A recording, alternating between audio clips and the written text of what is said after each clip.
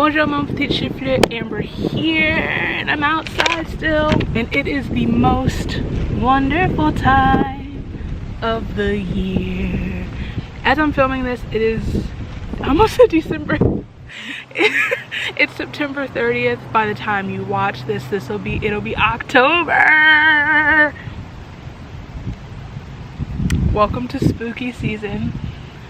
Welcome to the best time of the whole year. I'm so alive. So, being that it's October, being that it's spooky season, exactly, that means it's time for a TBR, does it not? At the start of this year, I said I want to do more readathons. I don't care about myself. So, I've done that. And this month is absolutely no different. This month, October, is the Hocus Pocus Readathon. I did the Hocus Pocus Readathon last year, had a bunch of fun with it, and because I love Hocus Pocus with the entirety of my heart, of course I'm doing it again. It's hosted by, I believe, Tiffy. All of Tiffy and the Hocus Pocus Readathon information will be linked down below, so definitely go check that out. If you don't know, the Hocus Pocus Readathon is a month-long readathon inspired by and dedicated to one of the best movies in the history of movies, Hocus Pocus. It's spooky, it's witchy, and I love every second of it. There are, I believe, 3 teams.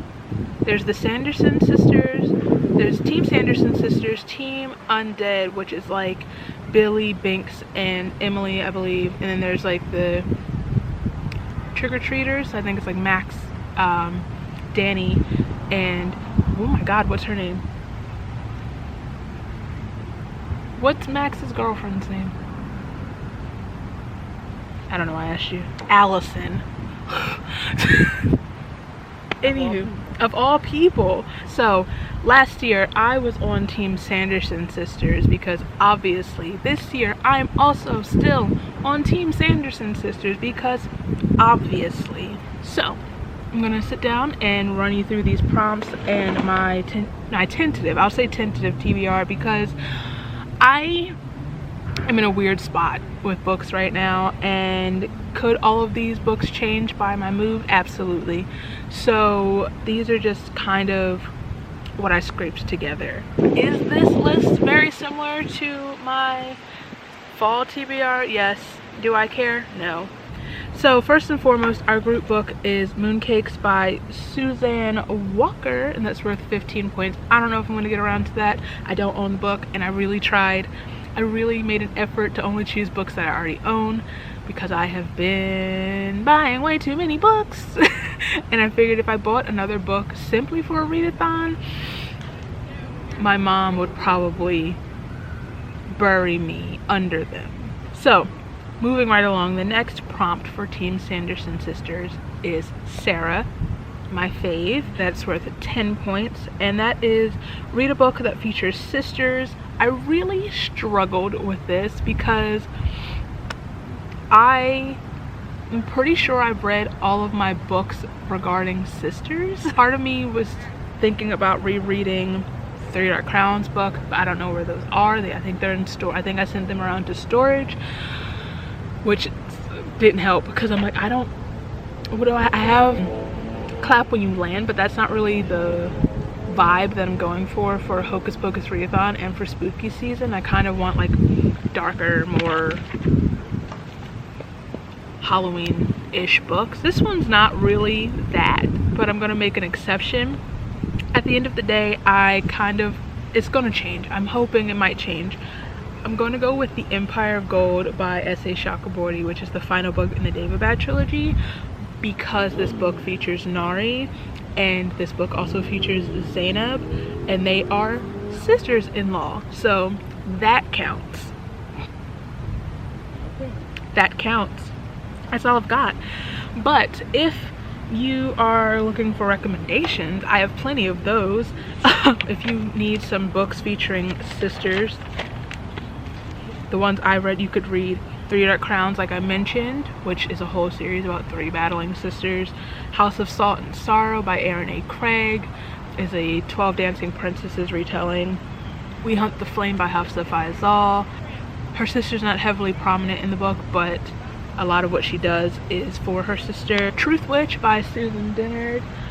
While Safi and Isolde are not blood sisters, they are thread sisters, which is kind of even more important. And then Kingdom of Souls by Rena Barron. I might reread Kingdom of Souls by Rena Barron. If it's here and not in storage, I might reread Kingdom of Souls. I've been wanting to reread it anyway because I want to do some Kingdom of Souls candles and I need to brush up my memory. Perhaps. Okay, so next sister is Winifred, also worth 10 points, and that's read a book about powerful witches. I have 2 for that, the first of which is The Year of the Witching by Alexis Henderson. I've been putting this book off for so long, but honestly this is the best time of year to read it. So was I really putting it off, or was I preserving it for the time that it was meant to be read? All I really know is that it follows our main character, who is raised in this like devout, religious, almost cult-like environment, following the prophet. And I think their community borders like this forbidden wood where there's like a coven of witches or something. And then I know that I'll wait.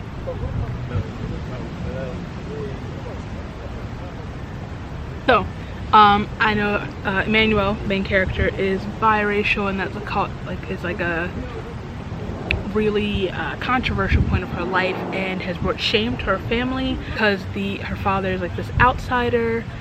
She finds out that her mother has like a history with the witches, and I think she has to go to them, and finds out a bunch of truths about her mother, her family, and like the prophet and all that. So this is one of my most anticipated reads the whole year. If you know anything about me, this is my whole vibe in a book. So anyway, the second one is Blood and Honey by Shelby Mahurin, which is the sequel to Serpent and Dove, which was one of my favorite reads of last year. I am so excited to see where the story goes from here, what Lou and Reed get up to, what Coco and Ansel get up to, and Bo, and to see how the world is expanded, how the magic is expanded, and how like all of the conflicts, I was gonna say resolved, but is this a trilogy now? I don't remember.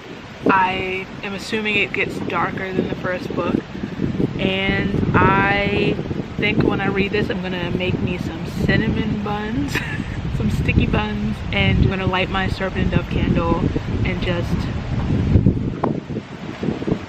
live my best life. I love this world, I love these characters, and I can't wait for more read banter, read everything. And the last one, oh, some other Winnie recommendation, Serpent and Dove. Obviously I'm reading Blood and Honey, so Serpent and Dove also features witches, powerful witches.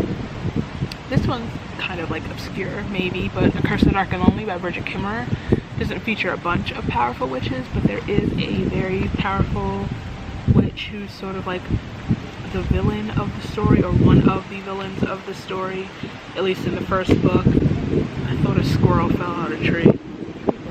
It was a branch. Okay, I thought it was a squirrel and I was about to cry.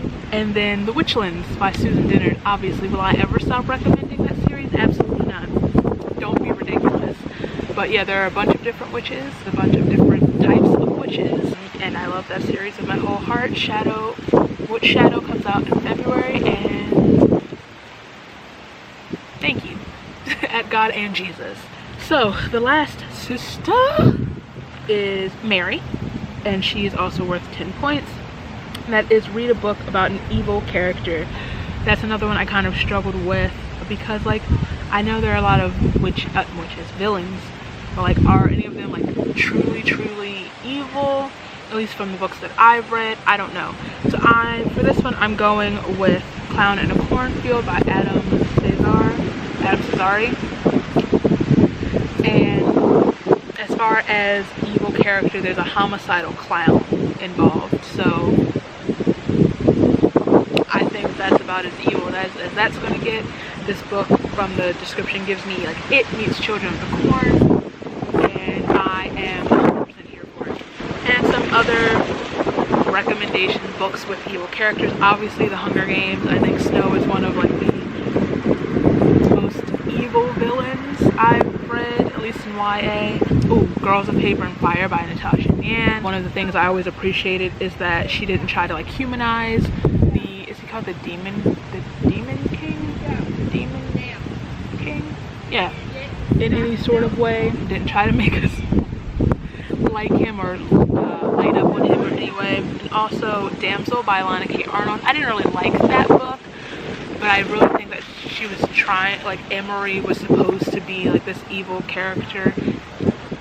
I mean, yeah, he was, but he was also kind of like a flat character, but that's just my opinion. I was gonna suggest the Emperor in the Ashes trilogy because Karis is something else, as is the Nightbringer, but like at the root of them, are they like truly evil? I think Karis is. She's awful. The Nightbringer does awful things and he is absolutely a villain, but like I understand, I hate him. He can choke and die, but like I get it, you know? Anyway, that's my possible TBR for the Hocus Pocus readathon and some recommendations. If you're participating in the Hocus Pocus readathon, let me know what team you're on, what book you're most excited to read during the month. I forgot what I was going to say. If you like this video, please give it a thumbs up. If you like me, feel free to subscribe. All my places are down there so you can follow me, and I'll follow you back, and I'll see you very soon. I put a spell on you.